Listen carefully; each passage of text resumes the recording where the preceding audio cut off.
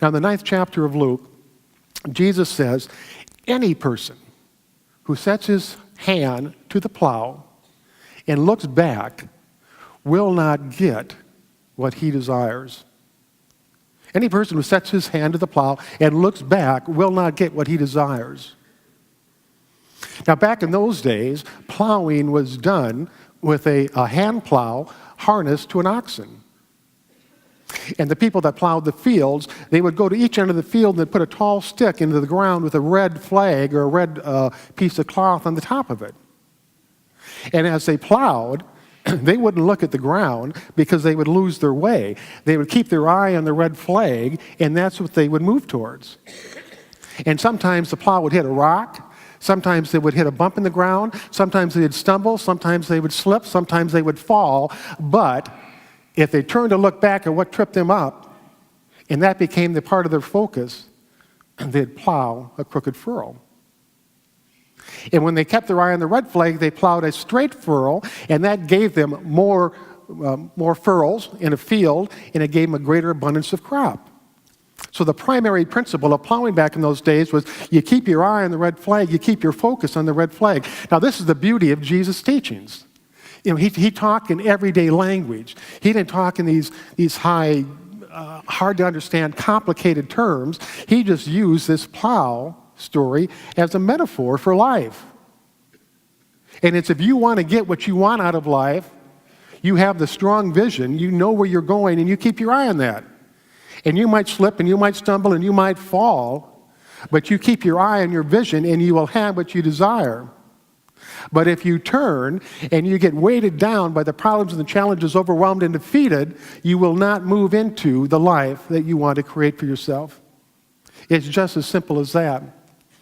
So as we move forward into 2011, have a strong vision of where you want to go.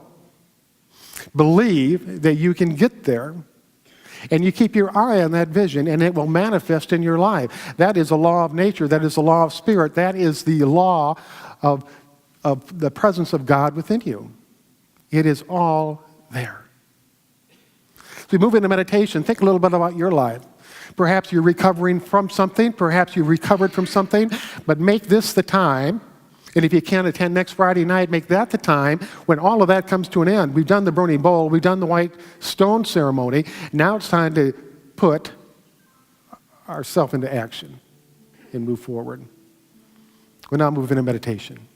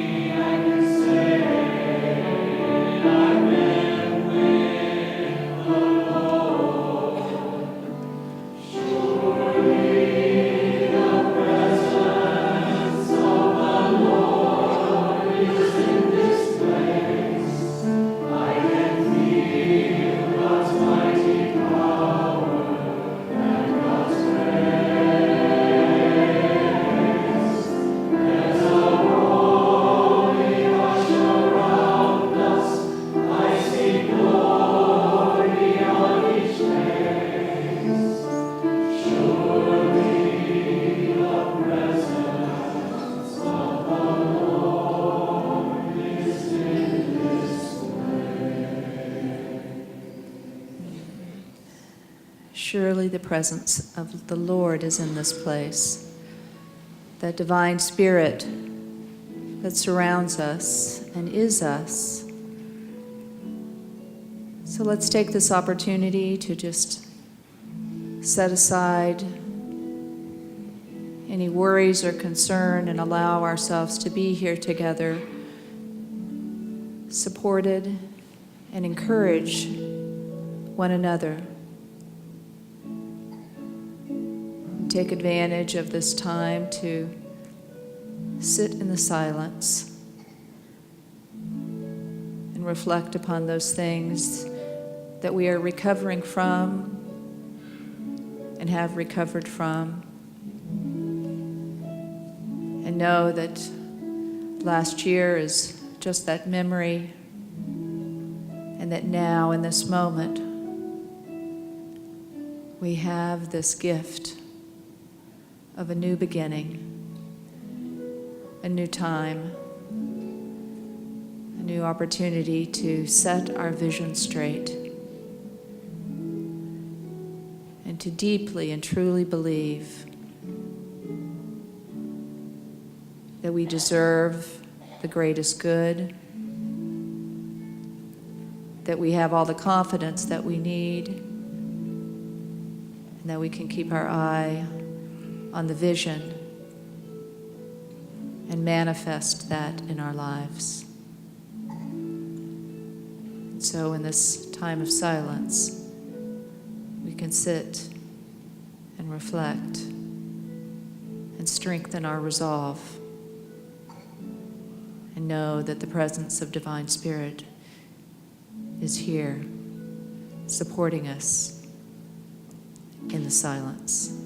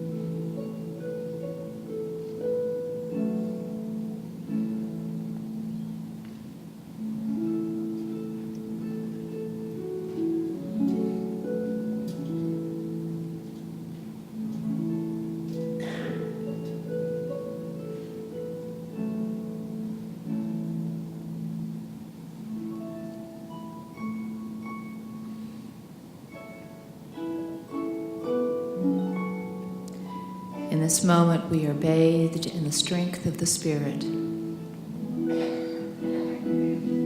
that divine love and guidance, knowing that from this moment forward, we take that with us, and it manifests in the confidence that we need, in the opportunity to know the truth in our heart, and the ability to focus on our vision.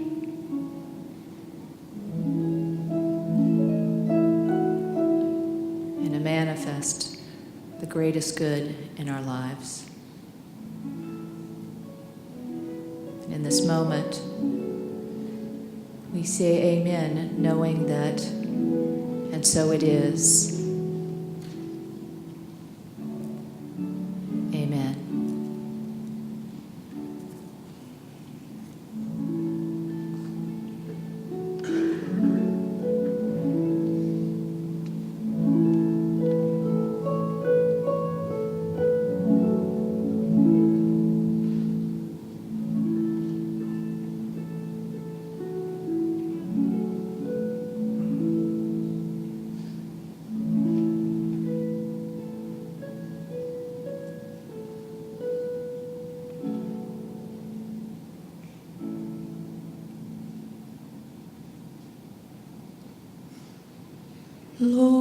Lord, I believe.